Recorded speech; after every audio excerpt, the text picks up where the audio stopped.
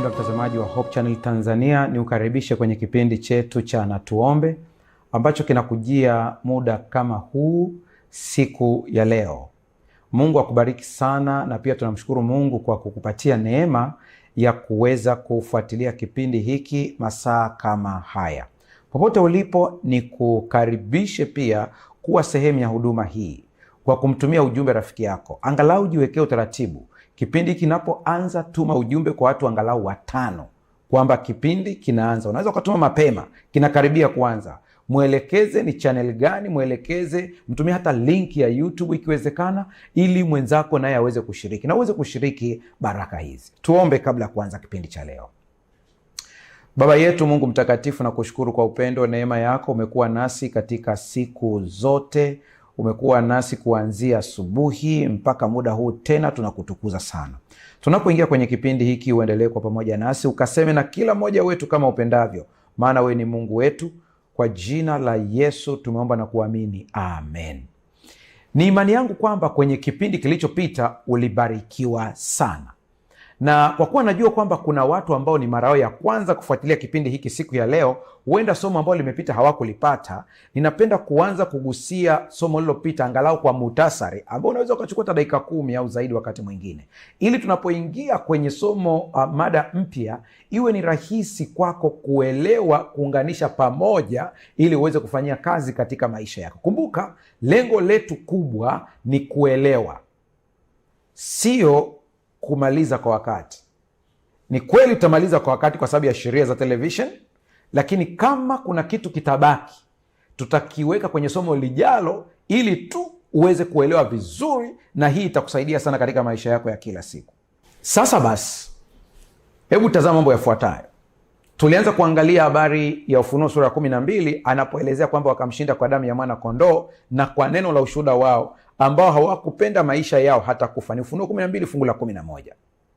Hili fungu limekuwa likitumika sana katika kutafsiri unabii wa nyakati zilizopita, lakini pia na nyakati zijazo, kwa sababu katika kitabu cha Ufunuo kinaelezea historia ya Wakristo waliokuwepo wakati huo, nini walikipitia, walipewa maonyo gani. Lakini pia Ufunuo inatuelezea habari ya kile ambacho kiko mbele yetu, tufanye nini, tutumie utaratibu gani. Sasa sura ya 12 ya Ufunuo imejaa vita ya kiroho. Unapozaliwa katika ulimwengu huu, huna uchaguzi, ni aidha kuwa upande wa Mungu au upande wa shetani. Hakuna neutral. Nikisema huna uchaguzi, ina maana kwamba huwezi kujitoa. Huwezi kujitoa katika hili, ni lazima uchague upande mojawapo wa kuwepo, kwa sababu tayari hii ni vita. Na hii vita ya kiroho, yani ujinga wa kuto kujua namna ya kupambana, hausababishi wewe usipate madhara. Kwa ni vizuri kutambua namna ya kupambana kwa kumjua Yesu na silaha zote anazotupatia yeye, ili tuweze kusimama vizuri. Kitabu cha Waefeso ambapo kimeandikwa na Paulo, ni kitabu ambacho pia kimeandikwa katika mazingira ambayo yalikuwa ni ya kishirikina sana. Wakati ule eneo la Efeso lilikuwa ni eneo ambalo lilikuwa limejaa miungu wengi sana. Watu walikuwa wanafanya ibada kwa miungu yao. Na Paulo anapowaandikia Wakristo wa Efeso, ni kwa sababu walikuwa wanapambana na nguvu za kimashetani wakitumia nguvu za kimwili. Ndio maana Waefeso wanapoandikiwa wanaambiwa, kushindana kwetu si juu ya damu na nyama. Elewa tunashindana kwa namna gani. Sasa wale ambao wamefuatilia vipindi hivi, nimeelezea kuna aina mbili za kupambana. Kuna mtu anapambana ili ashinde, na kuna mtu anapambana akiwa amesimama katika ushindi. Wale wanaojua kile ambacho Yesu amefanya msalabani, hawapambani ili washinde, ila wanapambana wakiwa wamesimama kwenye ushindi tayari, kwa sababu kile ambacho Kristo alifanya msalabani kimeshinda kila aina ya nguvu za giza, kimeshinda kila aina ya mashambulizi. Ukiishi katika mateso, sio kwa sababu Kristo hajakushindia, ila ni kwa sababu hujajua namna ya kusimama kwenye ushindi. Na Ukristo sio kutafuniwa kila kitu, ni kutafuta ili kujua. Tafuteni nanyi mtaona, bisheni nanyi mtafunguliwa, ombeni nanyi mtapewa. Hiyo ndio sheria. Huwezi kupata kitu kama wewe sio mtafutaji. Kwa ukitafuta kujua ya kwamba unasimamaje katika ushindi, ili uendelee kuenjoy kuwa ndani ya Kristo, Haya mafunzo ni kwa ajili yako wewe. Sasa sikia vizuri, kwa nini shetani anaogopa ushuhuda? Tukasema kwamba jambo la kwanza kabisa, unatakiwa uweze kuelewa ushindi kwa ushuhuda ni mamlaka ya sauti na dhabihu. Vizingatie vizuri hivi.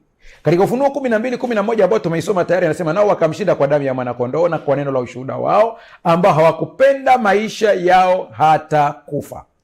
Asili ya vita na mahakama ya kiroho. Tuangalie hii pointi muhimu sana. Ili kupata ushindi wa kudumu, lazima uelewe uwanja wa vita. Unapoangalia hizi vita ambazo zinaendelea kati ya Urusi na Ukraine, angalia vita inayoendelea kati ya Israeli na Iran, Amerika na Iran, angalia vita jinsi vilivyo vyote. Ukitazama vizuri, kuna vitu unaweza ukajifunza kiroho, kwa sababu kinachotokea katika ulimwengu wa mwili ni photocopy ya kile kinachotokea katika ulimwengu wa kiroho. Kila kitu kipo hivyo. Yaani hapa ni kama vile nirekebishe vizuri kabisa. Kinachotokea katika ulimwengu wa mwili ni picha ya kile ambacho kinatokea katika ulimwengu wa kiroho. Ndio sababu inatakiwa ushinde ulimwengu wa kiroho kwanza, ili ndipo uweze kuleta yale matokeo katika uhalisia katika ulimwengu wa kimwili. Sasa twende vizuri tuweze kuelewana hapo. Pambano linaloelezwa katika Ufunuo sura ya 12 si silaha za kimwili wala nguvu za kibinadamu. Ni vita vya kisheria na kiroho vinavyotokea katika mahakama ya mbinguni, lakini matokeo yake yanadhihirika katika maisha yetu ya kila siku hapa duniani. Waefeso 6:12 ambao ni pale mwanzoni wakati tunapoanza nilikutajia kidogo, anasema kwa maana kushindana kwetu sisi si juu ya damu na nyama, bali ni juu ya falme na mamlaka, juu ya wakuu wa giza hili, juu ya majeshi ya pepo wabaya katika ulimwengu wa roho. Hili sio jambo la kutisha, ni jambo la kuelimika. Unapoelewa nguvu ya Yesu katika maisha yako, hutaishi kwa woga wowote. Huwezi kuwaogopa wanaotumia nguvu za giza, kwa kuwa upande wako na nguvu kuliko wa kwao. Kinachokufanya uishi maisha ya woga, uogope wachawi, uogope waganga, uogope wanaokutishia, ni kwa sababu hujui ufalme wako una nguvu kiasi gani. Kwa ukijua ufalme wako una nguvu kiasi gani, hutaishi kwa woga, bali utaishi kwa kutumia kile ulicho nacho ili kuendelea kudhihirisha ushindi ambao tayari upo. Kuna viwango viwili muhimu sana ambavyo unatakiwa uweze kuvizingatia katika maisha yako, ambavyo haya ni maeneo ya mashambulizi mawili. Nitumie neno maeneo mawili, nisitumie neno viwango. Maeneo mawili ya mashambulizi. Eneo la kwanza ni eneo la kiroho, mbinguni. Tunapoongelea mbinguni, watu wanadhani kwamba tunaongelea juu, lakini tunasema juu kwa sababu kuna mbingu ya kwanza, kuna mbingu ya pili, kuna mbingu ya tatu, kuna mbingu mpaka ya 7. Lakini tunapoenda katika hizi mbingu, katika mbingu ya kwanza ambayo hapo ndipo unapoona mawingu yalipo, na hizo mbingu ya pili ambazo unaona kuna vitu vingine viko hapo, na mbingu ya tatu, ni tunapotazama katika hiyo sura hiyo tunaangalia juu. Lakini kwa vile tunajua kwamba dunia inazunguka katika mhimili wake, lakini pia dunia inalizunguka jua, kuna wakati mwingine hapa unapaita juu panakuwa chini au panakuwa pembeni. Kwa hiyo tunapoongelea mbingu hapa, usije ukaanza kufikiria kwamba ninaongelea juu au chini. Hapa ninaongelea ulimwengu usioonekana, ambapo viumbe visivyo na mwili vinaishi, akiwemo Mungu ambaye sio kiumbe, lakini ana viumbe vyake alivyo viumbe ambavyo havina mwili. Sasa hapo ndipo ninapoongelea hasa. Sasa ni wapi hasa? Hiyo ni siri yake, anajua yeye mwenyewe. Lakini vita ndipo ilipoanzia huko. Vita ikaanza, vita ikawa kubwa na wakapambana. Kitabu cha Wakorinto wa pili kinaeleza vizuri. Wakorinto wa pili sura ya 10 fungu la 3 mpaka la 4, anasema maana ingawa tunaenenda katika mwili, hatufanyi vita kwa jinsi ya mwili, maana silaha za vita vyetu si za kimwili, bali zina uwezo katika Mungu hata kuangusha ngome. Kuna vitu muhimu hapo natakiwa uvipate unayenisikiliza. Ninajua kuna wale watu wako makini ambao wanaandika. Hii itakusaidia sana kurudia tena hizi notes na ikusaidie kupambana. Sikia maneno haya. Maana ingawa tunaenenda katika mwili. Zingatia hiyo sentence. Utatuona tupo katika mwili. Tunalima, tunafanya biashara, tunatembea, tunatoka, watu wanaoa na kuolewa. Anakuambia japo maisha unayaona katika huo uhalisia wa kimwili kabisa kabisa, lakini anakuambia inapokuja kwenye kupambana, sisi hatupambani kimwili. Ndio sababu kuna vitu vinatokea katika maisha ya kimwili, kwa vile hujui asili yake ni ya rohoni, unapambana kwa mbinu za kimwili na unajikuta kwamba huwezi kufika popote. Ni sawa na daktari ambaye anapambana kutibu dalili badala ya kutafuta chanzo. Akitibu dalili, zikiondoka zile dalili, zikiondoka vile chanzo hakijaondoka, ugonjwa utarudi tena. Kwa hiyo utakuwa ni mteja wa hospitali. Kwa hiyo kuna mambo katika maisha ambayo yakitokea lazima ujue kwamba asili yake ni ya rohoni, na kuna mambo mengine japokuwa asili yake ni ya rohoni, lakini kuna hatua za kimwili zinatakiwa zichukuliwe. Hivi vitu vyote usipo balance, utajikuta umeenda upande wa rohoni zaidi ukasahau kazi ya mwilini, au ukaenda mwilini zaidi ukasahau kazi ya rohoni. Balance ndio inayotakiwa. Ni kama lishe. Unapoangalia mitandao ya kijamii sasa hivi, kila mtu ni mtaalamu wa lishe, kila mtu ni daktari, kila mtu anakuambia hiki kinafaa kwa hiki kinafaa. Kwa usipoangalia kubalance, sio kwamba wote ni waongo, lakini usipojua namna ya kubalance, unaweza ukajikuta umepitiliza, umeenda sehemu nyingine. Ndivyo ilivyo na kiroho, ni hivyo hivyo. Sasa Mtume Paulo anasema ijapokuwa tunaenda katika mwili, lakini hatupambani kimwili. Ndio, ngoja nikupe mfano kidogo ili uweze kuelewa hiki ninachomaanisha hapa. Unakumbuka stori ya Yakobo? Kwa wale ambao wanafuatilia sana, Yakobo alienda kwa Laban mjomba wake ili kwenda kufanya kazi ya kibarua, lakini kule akapata mke, akaoa. Malipo yake alikuwa ni kwamba anatakiwa alipwe kondoo. Hiyo ndio ilikuwa malipo yake, analipwa kondoo au mbuzi, na alibadilishiwa mshahara wake mara kadhaa, kwa sababu ilionekana kila anakopelekwa jamaa anapata zaidi. Kwa hiyo walipogeuza kibao, wakaamua kwamba sasa hivi aweze kulipwa wale wanyama wenye mabaka mabaka, maana mara ya kwanza ilikuwa wenye mabaka walikuwa ni wa upande ule mwingine. Kwa sasa hivi ikageuzwa sasa. Labani alivyoona kwamba wenye mabaka wanakuwa wasio na mabaka wanakuwa ni wengi, wenye mabaka wanakuwa ni wachache, akageuza kibao, akamwambia Yakobo, sasa hivi awamu hii malipo yako ni wenye mabaka, yani wale ambao ni wachache. Lakini sikia, Yakobo anasimulia stori yake, ambao kuna vitu anavisema sana pale katika historia ya maisha yake. Anasimulia, anasema ya kwamba alielekezwa na Mungu akachukue fimbo za mti wa mlozi, almond kama nitakuwa sijakosea, akachukua akakatakata vile. Ili ni tendo la mwilini, kuchukua mti ni physical, ni kitu cha mwilini.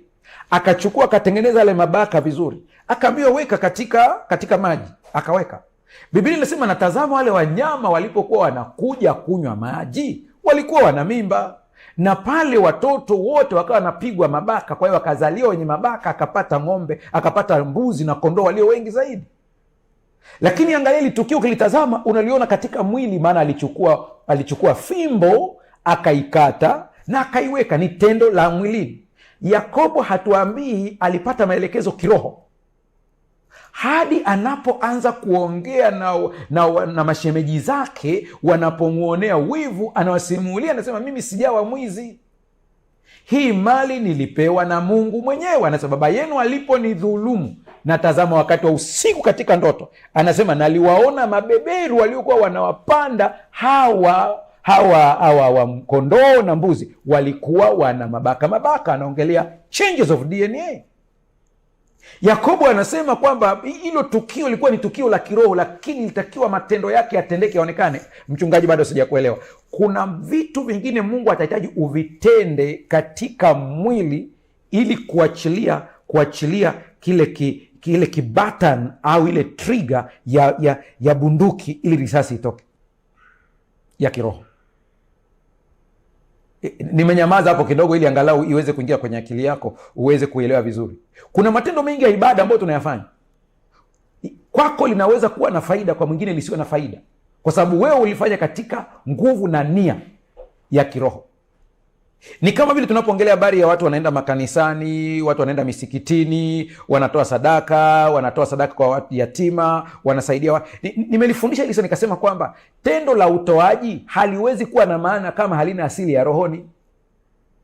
Lakini kama lengo lako la utoaji ni ibada kwa Mungu, umeenda kumsaidia yatima, sio ili upige picha upeleke kwenye mitandao ya kijamii, ni ili uweze kumwabudu Mungu kwa njia ya sadaka yako, wewe utabarikiwa, utavuna tu. kama hilo ndio lengo lako.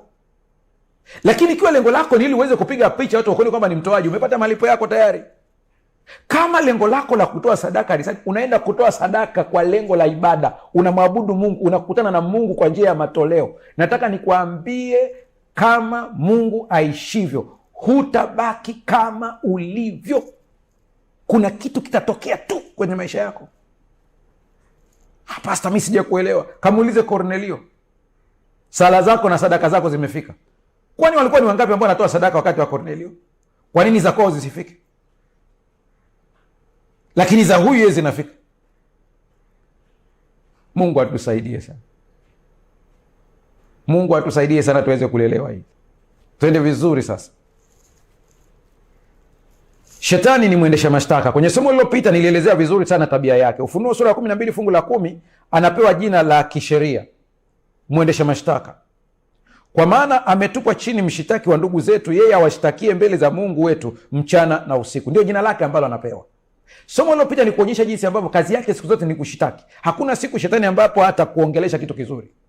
Ndio sababu hata katika huduma za maombezi ambazo wanafanya wainjilisti, wanafanya wachungaji, wanawaambia usipende sana kusikiliza kauli za mashetani, kwa sababu hakuna siku anajema. Hata kama ukimsikia pepo amepanda anaongea, jua hicho anachokiongea kina faida kwake, hata kama anakusifia wewe. Lakini hiyo sifa ukiangalia vizuri, kuna yani ni kwamba amechukua sumu akaipaka sukari. Ndio sababu Paulo aliposifiwa na mapepo bado aliyatoa.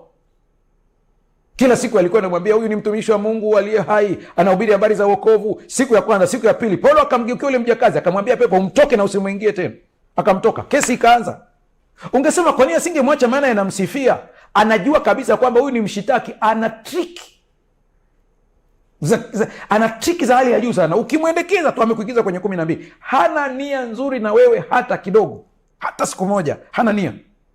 Yeye lengo lake ni ili ya kuangusha, kwa ni mshtaki. Usije ukatarajia ya kwamba kuna siku shetani atakusema vizuri, hata siku moja.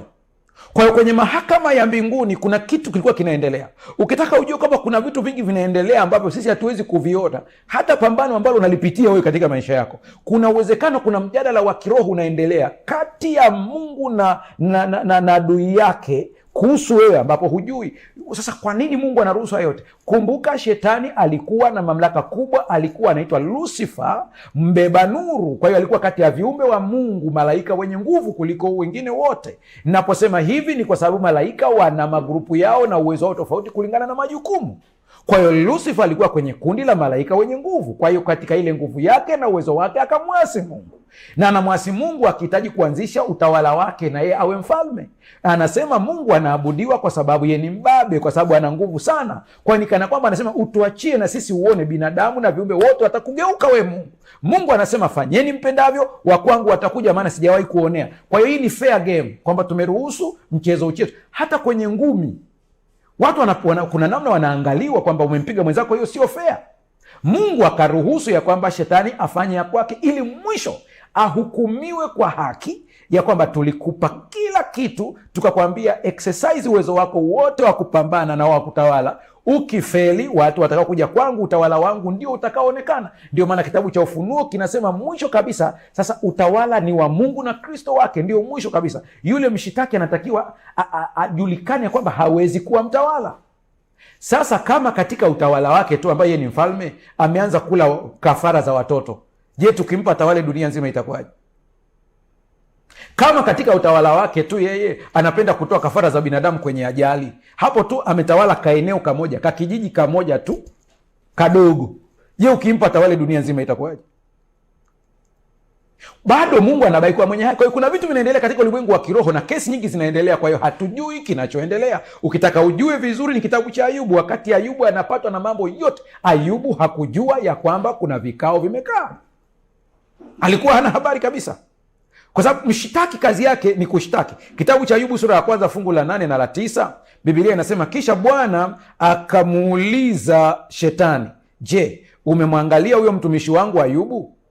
Ndipo shetani akamjibu Bwana na kusema, je, huyo Ayubu yuamcha Mungu bure? Mpaka hapo hebu angalia, kuna sentensi mbili muhimu zisikie. Mungu anamuuliza shetani, umemwona mtumishi wangu Ayubu? Alafu shetani anajibu anasema, kwani anakuheshimu bure? Unaona kuna kesi hapo. Yaani kuna kesi inayoendelea kwamba huyu jamaa anachosababisha kuabudu ni kwa sababu umempa mali na utajiri. Ayubu ninavyomjua, ukamnyang'anya mali, umemmaliza hata kuabudu wewe. Ndiyo maana nawapigia kelele watoto wa Mungu wote mnaonisikiliza na kunitazama, usikubali kumsaliti Mungu kwa sababu ya ugonjwa. Usikubali kumsaliti Mungu kwa sababu eti amechelewa kumponya mtoto wako. Usikubali kumsaliti Mungu eti kwa sababu ameruhusu biashara yako umeingia hasara. Mwonyeshe shetani ya kwamba Mungu ni wa kuabudiwa, hata kama una mali au huna, bado Mungu anabaki kuabudiwa na kupewa heshima yake. Maana hujui kuna mjadala gani umeendelea hapo. Mashtaka yanakuja kwa njia halisi za kisaikolojia ambazo kwenye kipindi kilichopita nilielezea, lakini nikumbushie kidogo. Namba moja ni hisia nzito za hatia inayoendelea hata baada ya kuomba msamaha. Unaomba msamaha wa dhambi zako, lakini bado unajisikia hatia. Ukisikia hatia ya dhambi ambayo tayari ulishaiungama, ujue hiyo ni kazi ya mshitaki, usiendekeze, mkemee. Namba mbili, aibu ya kujificha inayomzuia mtu kutafuta msaada. Adui anakupatia aibu kiasi kwamba unaanza kujificha, hutaki kupata msaada. Anakwambia watu wakijua una shida hii watakutafsiri hivi, watu wakijua hili watakuona hivi. Maana anajua kile kitendo cha wewe kutoka na kutafuta msaada, utapata msaada haraka. Wakati fulani nilikuwa naongea na pale kanisa la Ukonga, nilikuwa naongea na wainjilisti na watu wengine, nikaongelea tatizo kubwa la suicide, kujiua. Afrika vitendo vya kujiua vimeongezeka kwa ukubwa zaidi, tunazidi hata mabara mengine. Hatukuwa hivyo hapo zamani, na kuna sababu ambazo ziko hapo. Lakini sikia hii, wanawake wanaongoza kwa majaribio ya kutaka kujiua, lakini wanaume wanaongoza kwa kutekeleza. Hiyo ni tafiti kabisa. Sasa wakati nimaliza hili presentation, dokta ambaye alifundisha kwenye kipindi cha Magomeni pale Net Event, wale ambao wanakumbuka, akanifuata akaniambia, Pastor, nilikuwepo wakati unafundisha, nataka nikuongezee kitu. Nikapenda sana pointi yake aliyoniambia, ambao napenda pia niweze kushare na ninyi. Mtu anapoanza kuwa na wazo la kujiua kwa mara ya kwanza, wana tabia ya kutafuta msaada. Na anapotafuta msaada, anapokuja kwa mtu ili kumsimulia, usianze kumshangaa na kung'aka, kwa sababu ile ni njia ya kutafuta msaada ili uweze kumsikiliza, umtoe katika yale matendo. Lakini wanasema hivi, anapotafuta msaada ikishindikana, akifika ile hatua ya mwisho, asilimia kubwa wanatafuta kujinyonga au kunywa sumu katika mazingira ambayo wataonekana. Lengo lake ni kwamba ikiwezekana mtu amuone wakati anajifunga kamba, aweze kumsaidia. Hasa unakuta watu wanamuokoa, wanaendelea tena kumzomea na kumnyanyapaa. Huyu mtu ana shida ya akili, anatakiwa asaidiwe. Asa anapojaribu hii kupata msaada tena kwa njia kama amejinyonga mbele ya watu ili wamsaidia, wamekunywa sumu ili wamuokoe, anapoona hapati msaada, ndipo anatafuta kutekeleza hiki kitendo akiwa sehemu ya siri ili asijulikane kabisa. Hapo tumepoteza ndugu. Asa shetani anatumia hayo mashtaka ili kuwapeleka watu kujiua, maana shetani hawezi kumuua mtu, ila anawapeleka ili watu waweze kujidhuru wenyewe. Mashtaka mengine ambayo anatumia adui ni kujiona hufai kufanya kazi ya Mungu kwa sababu ya makosa ya zamani. Kama wanaofanya kazi ya Mungu ni watu ambao hawajai kufanya makosa, Paulo alikuwa muuaji, Petro alikuwa mbabe, lakini bado Mungu alimwita. Sijawahi kuona nabii yeyote katika Biblia ambaye kuitwa kwake alikuwa ni mtu mkamilifu. Kila watu walikuwa na makasoro yao, lakini Mungu ni baba yako. Unastahili kumtumikia baba yako kwa sababu ndiye amekuzaa wewe. Ndiyo maana mtu ambaye ana akili timamu, kuna watu hawaendi kanisani, lakini utawakuta bado wanatumia fedha zao kwa ajili ya kueneza kazi ya Mungu, lakini hajui kanisa lilipo. Ni kwa sababu huyu mtu ukimuuliza, anakuambia mimi najua Mungu yupo, siwezi kucheza na hiki kitu. Kitu kingine ambacho adui anakitumia sana kinaitwa msongo wa mawazo au anxiety, unaoshambulia usiku wa manane.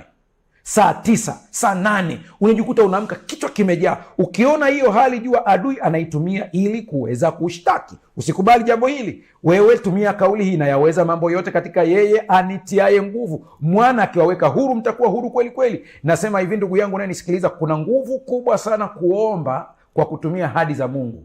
Maombi ya kutumia ahadi za Mungu yana nguvu sio ya kawaida. Kuna watu wameyajaribu, wamesema shuhuda nyingi. Hata hivi ninavyofuatilia, ikiwa una ushuhuda wa hiki ambacho nakisema, comment hapo chini kwenye YouTube. Maombi ya ushuhuda ya kusimamia kwenye ahadi za Mungu yana nguvu isiyo ya kawaida. Sasa kwa haraka sana tuangalie maana ya kushinda. Nao wakamshinda. Neno wakamshinda katika Ufunuo sura 12 fungu la 11 ni neno la Kigiriki linaitwa nikao, kushinda kikamilifu. Sio kushinda kidogo, ni total victory, ni kushinda kikamilifu. Anakwambia wakashinda kabisa. Yaani ukijua kushinda kwa njia ya damu na kwa njia ya ushuhuda, unammaliza adui kabisa kabisa. Yaani unammaliza kabisa. Hii haimaanishi tu kuepuka kipigo au kukimbia mashambulizi. Inamaanisha kupata ushindi kamili, kumpora adui nguvu zake zote, kusimama imara baada ya mapambano makali kama jeshi lililoteka ngome ya adui na kupanda bendera yake juu yake. Huu ndio ushindi tunaoongelea. Yaani mnapiga, mnashinda, mnateka nyara ngome, alafu pale palipo na hizo ngome mnatwika bendera ya Kristo Yesu. Hivyo ndivyo inavyotakiwa. Palipokuwa panaabudiwa shetani, mnasimika ibada ya Mungu aliye hai. Kitabu kile cha Yohana wa kwanza sura ya 4 fungu la 4 anasema, ninyi watoto wadogo mwatokana na Mungu, nanyi mmeshinda. Angalia vizuri, nanyi mmeshinda, kwa sababu yeye aliye ndani yenu ni mkuu kuliko yeye aliye katika ulimwengu. Kumbe tumeshinda tayari. Wakati mwingine ukiona adui anakutisha kabisa kabisa, simama mwambie adui mbele ya macho, aliyeko ndani yangu ni mkuu kuliko wewe, yaani Yesu Kristo. Na kuna saa adui atakukoromea, atakwambia hamna chochote, hata kinachosema hakuna kitu. Hayo ni maneno ya mfamaji, haishi kutapatapa. Lakini we tayari ni mshindi. Kumbuka, usije ukasahau haya. Asili ya ushindi wetu au msingi wa ushindi wetu ni damu ya mwana kondoo. Huo ndio msingi wa ushindi, sio ujanja wetu, sio dhehebu lako, sio dini yako. Ni Kristo Yesu ambaye alikufa msalabani kwa ajili ya binadamu wote, akawapa ushindi dhidi ya nguvu za giza, akawaweka huru kabisa. Kazi 5 za kisheria za damu ya Kristo, somo lililopita nilizigusia, leo nazikumbusha ili tukonekte na ushuhuda. Kazi 5 muhimu ambazo yeyote aliyempokea Kristo kuwa Bwana na Mwokozi wa maisha yake, hizi kazi ni matokeo. Kazi ya kwanza, upatanisho, atonement. Inawasafisha dhamiri zenu na matendo mafu mpate kumwabudu Mungu aliye hai. Waebrania 9:14. Ni kwa njia ya hii damu. Hii damu ambayo ina nguvu. Ni kwamba hapo zamani kwa matendo yetu maovu tulitengwa na Mungu. Tulionekana sisi hatuwezi kuwa karibu na Mungu kwa sababu tumemkosea kwa matendo yetu, na ili tuweze kupatanishwa ilibidi damu imwagike, na damu ambayo ilikuwa imwagike ni ya kwetu, na kama ya kwetu ingemwagika tusingeweza kurudi tena, isingelipa deni. Kwa ilibidi Kristo aje afe kwa ajili yetu ili tupatanishwe na Mungu. Alipokufa Yesu, sisi tukaondolewa lile gepo ambalo lilikuwepo, lile shimo likazibwa. Kwa hiyo wewe na Mungu sasa hivi mna uhusiano wa karibu. Ndio maana anakuita wewe mtoto wake. Anapowafundisha wanafunzi kusali anasema, semeni Baba yetu uliye mbinguni. Kwa hiyo kuanzia hapo yeye anakuwa ni baba yako. Hata unanitazama, yeye ni baba yako. Namba 2, damu ya Kristo inatupatia ukombozi, redemption. Kwa damu ya thamani kama ya mwana kondoo asiye na ila, asiye na waa, yaani Kristo. Hiyo ni Petro wa kwanza 1:18 na 19. Kwa hiyo damu inatupatia ukombozi. Namba 3, kufutwa kwa hati ya madeni. Kwa kama kuna mashtaka yote katika ulimwengu wa kiroho ambao ulikuwa unadaiwa, yamefutwa, yamelipwa kwa sababu ya damu ya Yesu Kristo. Namba 4 ni utakaso, unahesabiwa haki, unasimama mbele za Mungu kana kwamba hukuwahi kutenda dhambi. Hiyo ndio kazi ya damu ya Yesu Kristo. Shida ni kwamba unajihukumu wewe, lakini kupitia damu ya Kristo ukisimama katika ulimwengu wa kiroho, ukitazamwa ni kana kwamba hujawahi kukosea hata kidogo. Shida ni kwamba wewe unakumbuka. Sikia nikwambie, dhambi zote ulizotubu hazikumbukwi tena, kama vile mashariki na magharibi visivyokutana. Anasema, na dhambi zenu sitazikumbuka kamwe. Hiyo ndio Mungu anavyotuambia. Namba 5, damu ya Kristo inatupatia kuingia mbele za Mungu, access. Tulikuwa tuwezi kuingia direct, lakini sasa hivi tunaingia mbele za Mungu. Ndiyo maana pia napenda kulikazia hili kwa watu wanaosikiliza, ya kwamba kama Mungu atanitumia mimi kukuombea wewe ukapata uponyaji, sio kwa sababu wewe huna access kwa Mungu, ila kuingia kwako mbele za Mungu ndiko kulitoa amri karama yangu itumike kwa ajili ya wewe kuweza kupona. Irudie tena hiyo, kuisikiliza vizuri utaelewa ninamaanisha nini. wewe una access ya kuingia moja kwa moja mbele za Mungu. Mungu ndiye anayenitumia mimi kukusaidia wewe. Sio kwamba mimi nina access kwa Mungu kuliko wewe, ila wewe na mimi tuna access moja, ila tumeumbwa kutumika katika kazi tofauti. Ukishaelewa hilo, hakuna mkubwa kwa mwenzake. Ushindi wa msalaba ni tamko la kijeshi. Wakolosai 2:13-15, vita ya msalaba na matokeo yake.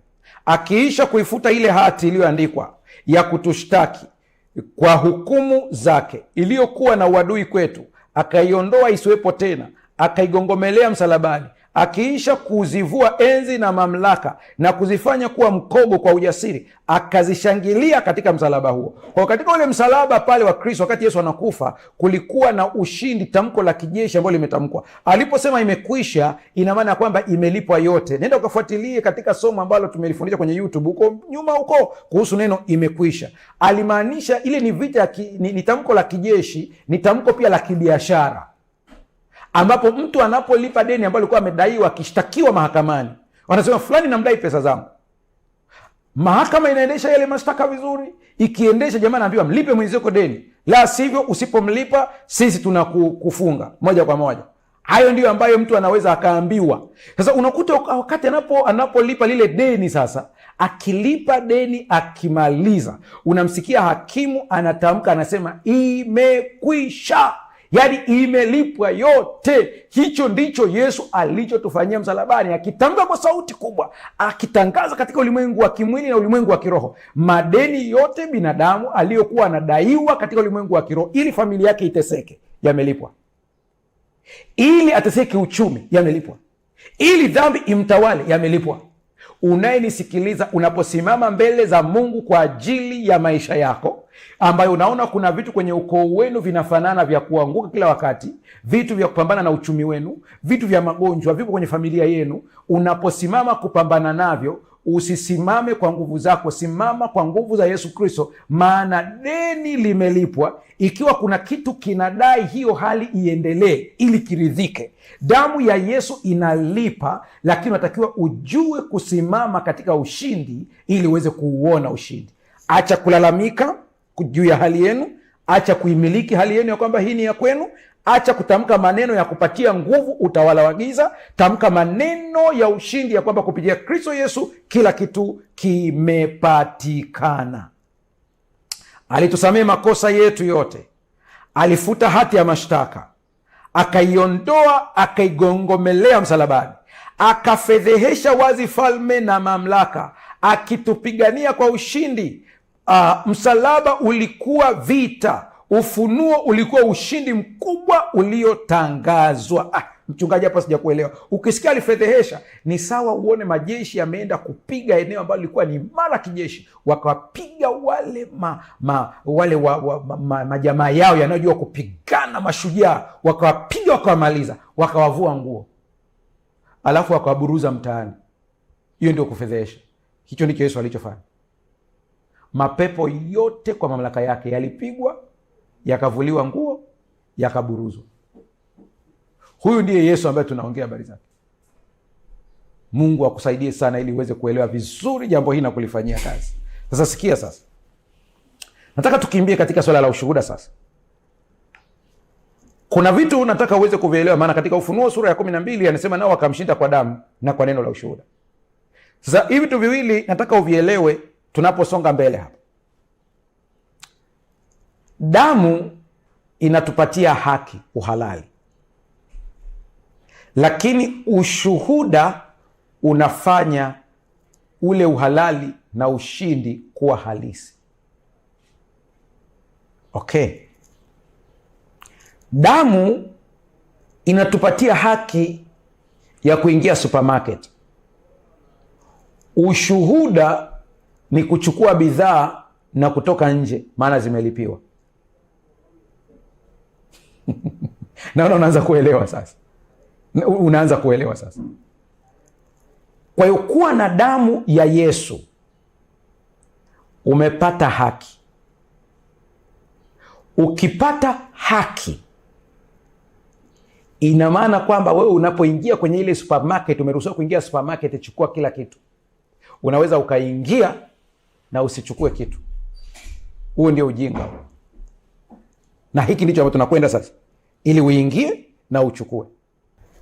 Ikiwa damu inatoa haki ya kisheria mbinguni, ushuhuda ndio unaofanya ushindi huo uwe halisi katika maisha ya muumini hapa duniani.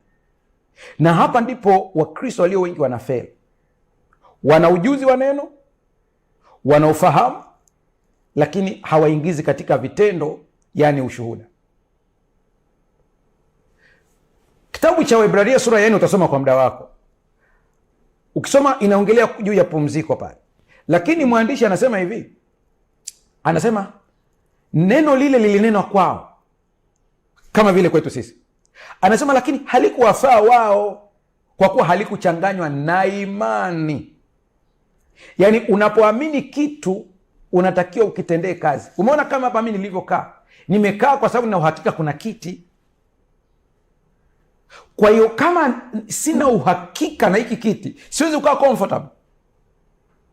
Kwa hiyo kitendo cha kukaa comfortable ni matokeo ya utambuzi wa kiti nilichokalia. Kwa unapotambua nguvu ya damu kwamba imekupatia haki ya kuingia popote kwa damu ya mwana kondoo, inamaanisha mbele za Mungu, ndio maana yangu hiyo. Unapoelewa hili sasa, ni kazi yako kutumia ushuhuda ili kuvitoa vitu visivyoonekana vianze kuonekana, viwe katika uhalisia wake. Sasa damu inatupa haki ya kushinda. Ushuhuda unatuwezesha kukata rufaa, kuachilia nguvu hiyo na kumnyamazisha adui. Yaani kuna kitu kinakuja, adui anaking'ang'ania, ushuhuda unakwambia mwambie hapana. Akiendelea kubisha, kata rufaa. Akikata rufaa, adhabu yake ni kubwa zaidi. Maana kule kwenye rufaa, unakata rufaa kwa kuwa unajua ushindi wako una existi. Yaani ushindi wako upo, ndio maana mtu anakata rufaa. Anakwambia nimekataa hiki. Ndio maana ya rufaa hiyo. Na mimi nakwambia kata rufaa ya huo urahibu unaokusumbua. Kata rufaa, usiukubali. Zaburi 107 fungu la 2 anasema, na waseme hivi waliokombolewa na Bwana, wale aliowakomboa na mkono wa mtesi. Na waseme. Nani aliowakomboa na mkono wa mtesi? Umekombolewa na mkono wa mtesi, lakini unachokitamka hakipelekani na imani yako. Daudi alielewa siri hii. Waliookolewa wana wajibu wa kusema.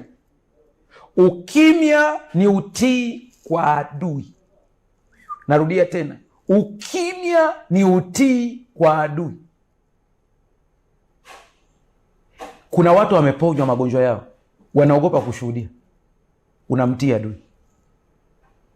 Kuna watu ambao mlikuwa katika hali ngumu ya kiuchumi, Mungu amewainua, mnaogopa kusema. Unaogopa kusema. Sema. Kuna kitabu tunakianzisha hivi karibuni cha shuhuda, ambapo tutakuwa na email maalum ambao tunakutumia ile email, unatuma ushuhuda wako, unaeleza jinsi ulivyokuwa, nini kilifanyika, Mungu akakutoa na sasa hivi mambo yakoje. Tunachapa ili watu waweze kusoma zile shuhuda. Wanaposoma zile shuhuda zinawapatia watu nguvu. Sasa sikia. Neno shuhuda au ushuhuda, au kisikia wakamshinda kwa damu ya mwana kondoo na kwa neno la ushuhuda, ni neno la Kiyunani lilotumika martiria. Hili neno ndio hilo ambalo nalikuta watu wanalitumia kwenye Kiingereza neno mata. Katika Kiarabu wanawaita mashahidi, watu wanaokufa vitani wakimshuhudia Mungu wanaitwa shahidi. Amekufa kifo cha kishahidi, ambapo kwa mujibu wa imani ya Kiislamu, kama kuna kifo ambacho kinaonekana ni cha thamani kubwa, ni cha shahidi.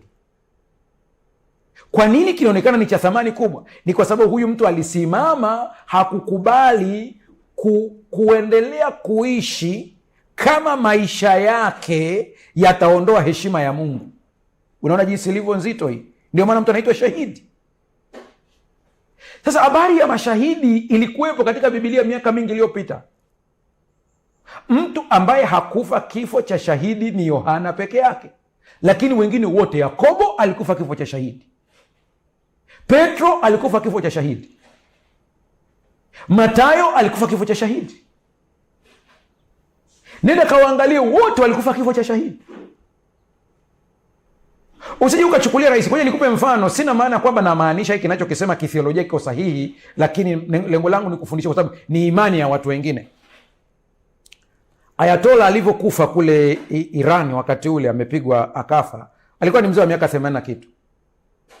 Wakati maadui zake wanapodhani ya kwamba wamefanya kitu cha maana sana kumuua yule mzee wa miaka 80, na inaonekana baadaye yule mzee katika umri wake aliwahi kusema, mimi siingilii imani yake ya Kiislamu, ni imani yake na mimi na ya kwangu, lakini na kitu cha kujifunza kwa huyu mzee Ayatola. Anasema kabla ya uhai, wakati wa uhai wake alisema hivi, mimi nimezeeka, naweza nikafa muda wowote.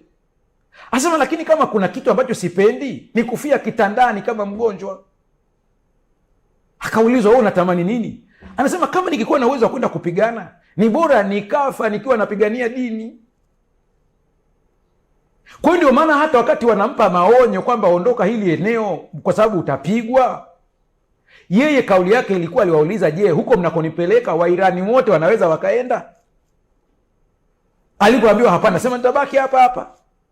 Akabaki, akauawa kwa maadui. Wanadhani kwamba labda wameweza, lakini kumbe jamaa alitamani kufa kifo kama hicho. Ogopa kupigana na mtu ambaye hana mpango wa kurudi nyumbani. Wewe unapigana ili urudi nyumbani, wenzako wanapigana ili wabaki huko, kwaende, anaamini anaenda mbinguni. Hiyo ndio imani yake. Kwa ukisikia kitabu cha Ufunuo kinawataja kwamba wanaitwa ni ushuhuda, neno lilotumika hapo ndio hili martiria, ambao limekuwa na neno mata. Martiria ni ushuhuda wa kisheria mahakamani. Ilikuwa linatumikaje hili neno? Katika ulimwengu wa kale, neno hili lilikuwa la kisheria, ushahidi rasmi mbele ya mahakama. Shahidi alikuwa anaitwa martis, alikuwa ni mtu aliyetoa ushahidi wake hadharani mbele ya mahakama. Mara nyingi hutoa ushahidi huku mara nyingi kutoa ushahidi huku kulisababisha kifo chake. Ndiyo maana neno hili lilikuja kumaanisha shahidi wa damu, mata, katika lugha za kisasa. Kwa hiyo ina maana ya kwamba akitoa ushahidi wake ikionekana ni mwongo, anaweza akauawa, lakini haogopi kutoa ushahidi hata kama atamwelewa baadaye. Kuna wengine ambao walikatwa vichwa baada ya kutoa ushahidi wao, lakini baada ya miaka 10 baadaye ilijulikana wako sahihi, lakini amechinjwa. Ndio maana nasema hawakupenda maisha yao hadi kufa. Ina maana ya kwamba hata kama anaowaambia hawakuamini walichokisema, wao walisimamia kwamba huu ndio ukweli, hata kama iliwagharimu kufa. Hawakubadilisha statement zao.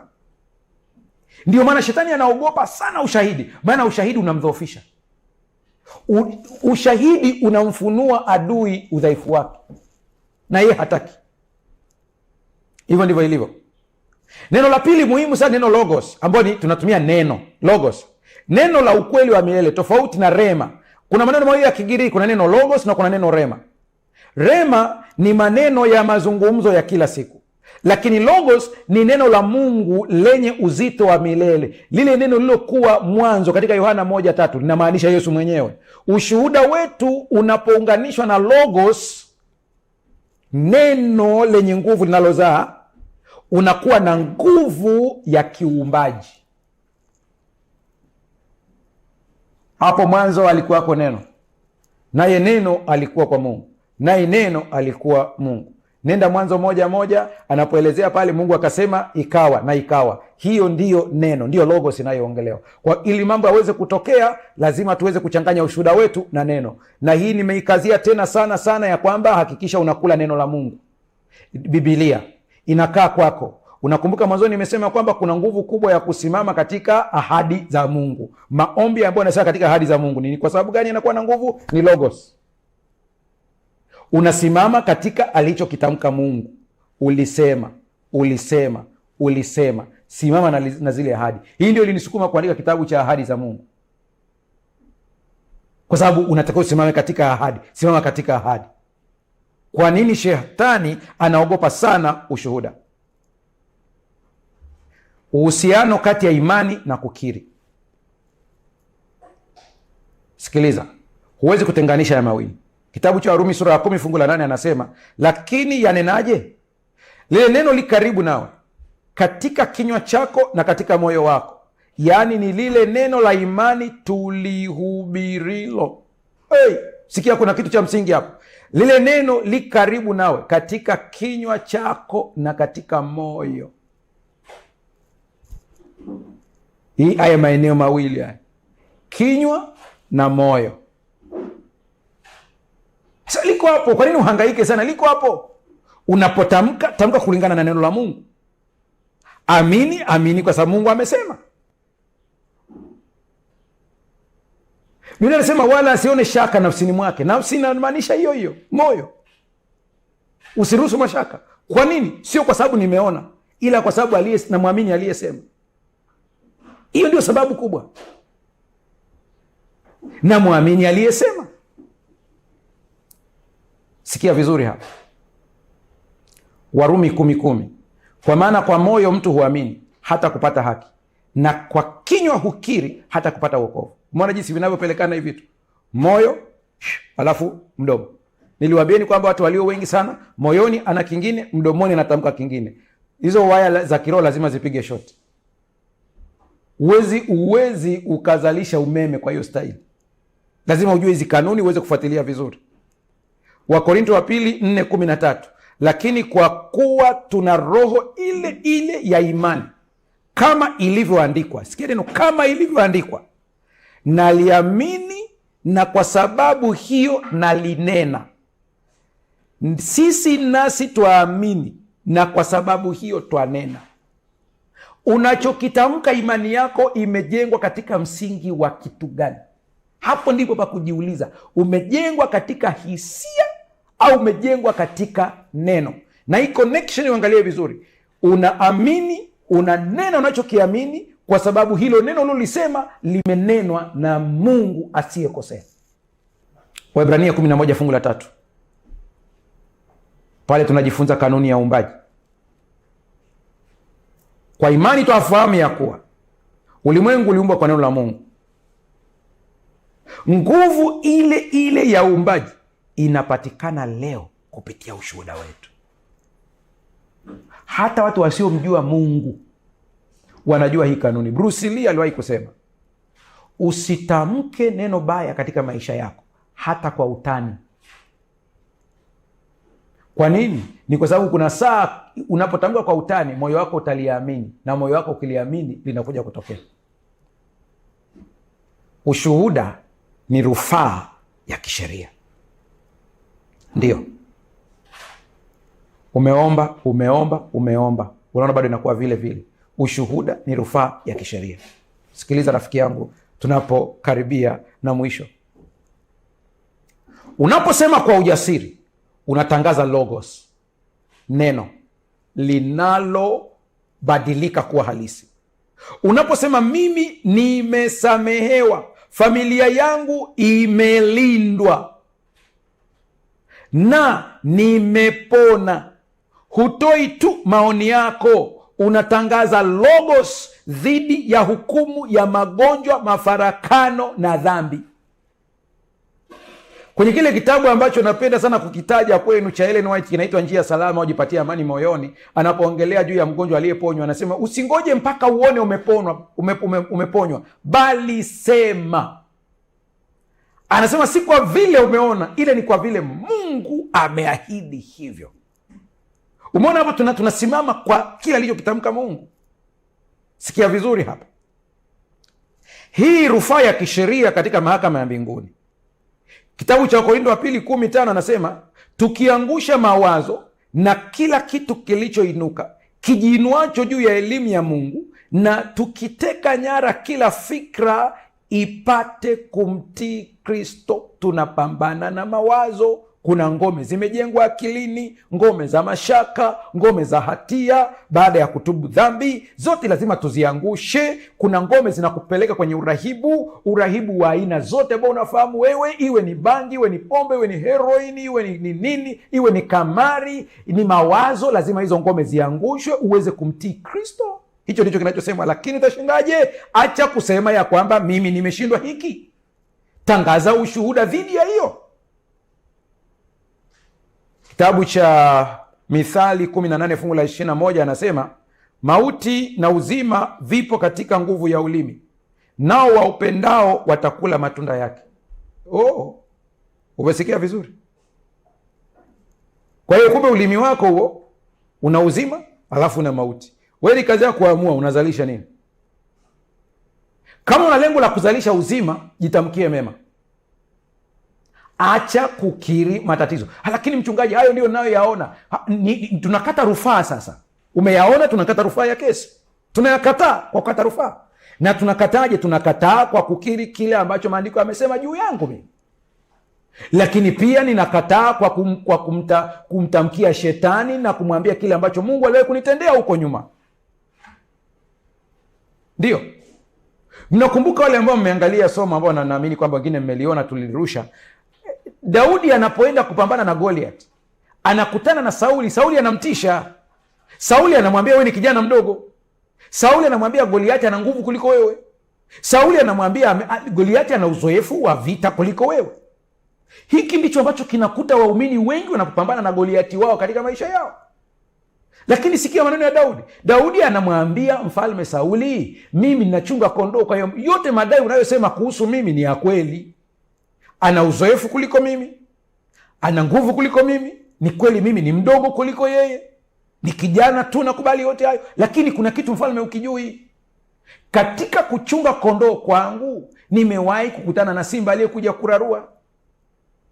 Anasema mimi nimewahi kumuua simba, na anamwambia mtumishi wako ameua na dubu pia.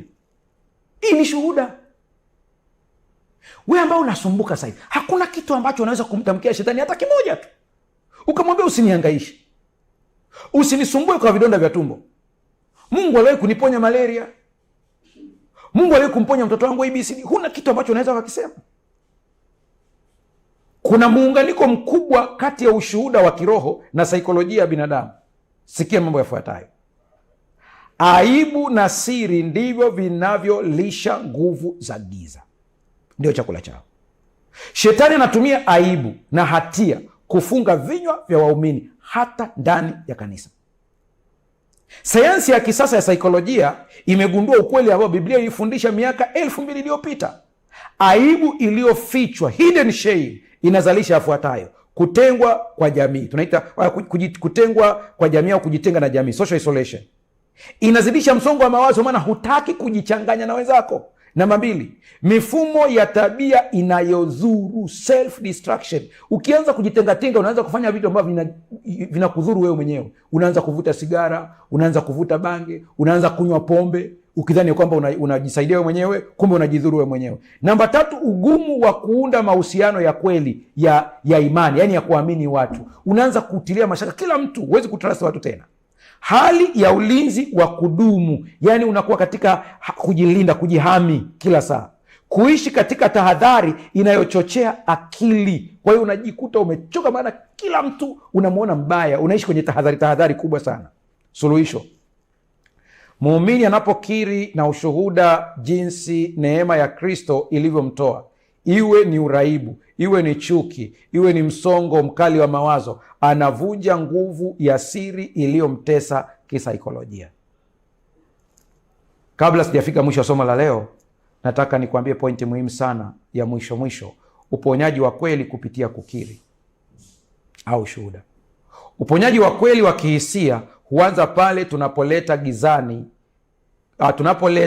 gizani samani kidogo. Uponyaji wa kweli wa kihisia unaanza pale tunapoleta kitu ambacho kilikuwa gizani tukilete kwenye nuru.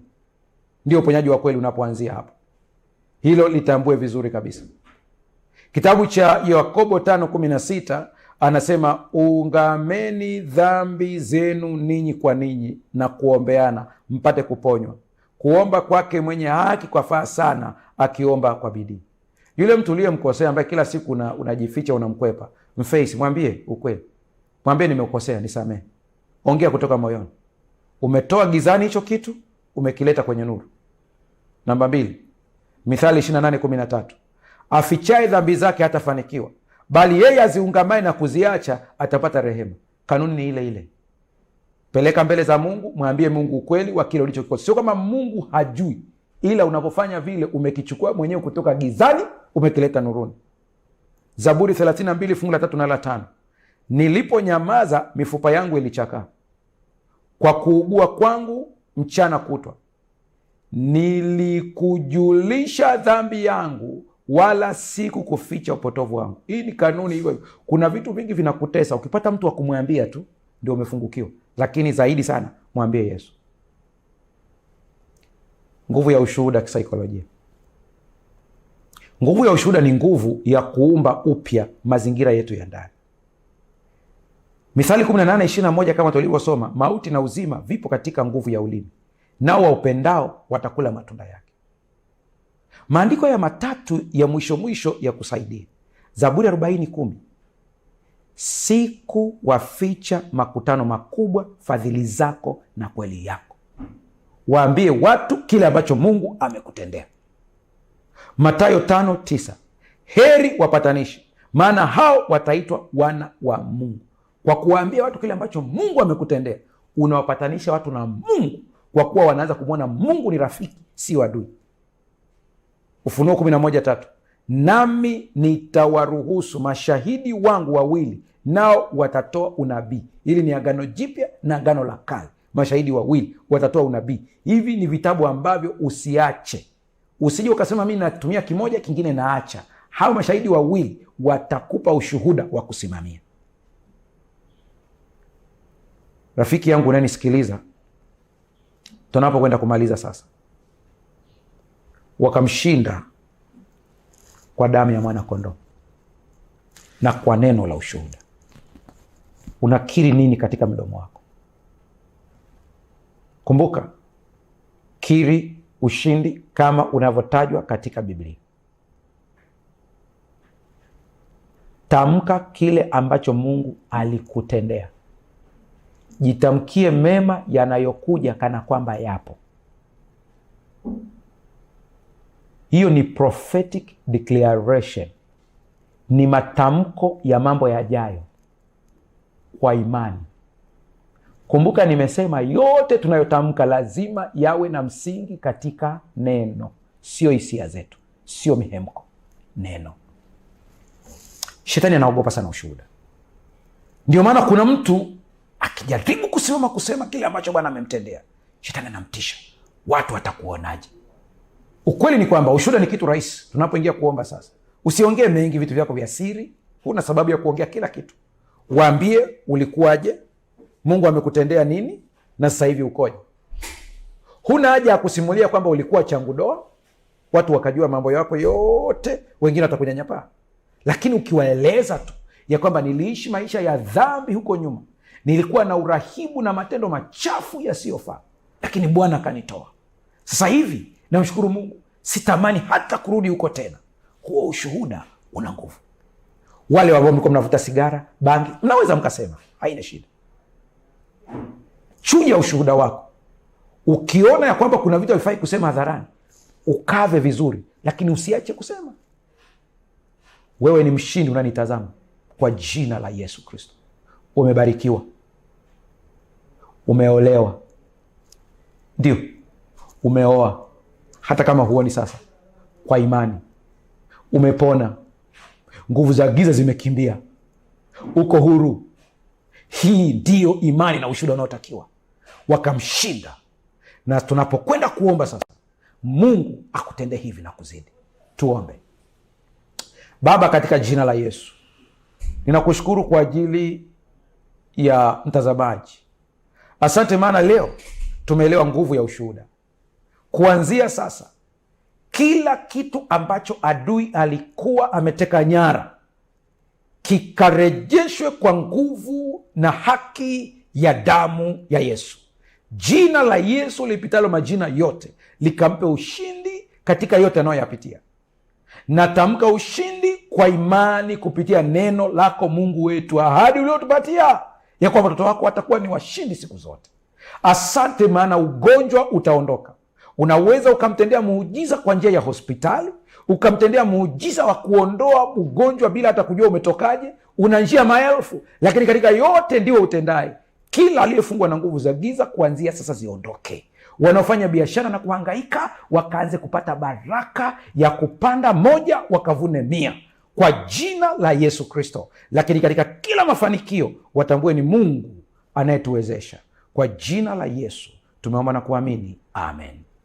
Mpendwa mtazamaji, nikutie moyo, endelea kushuhudia matendo makuu ya Mungu aliyokutendea. Bwana akubariki.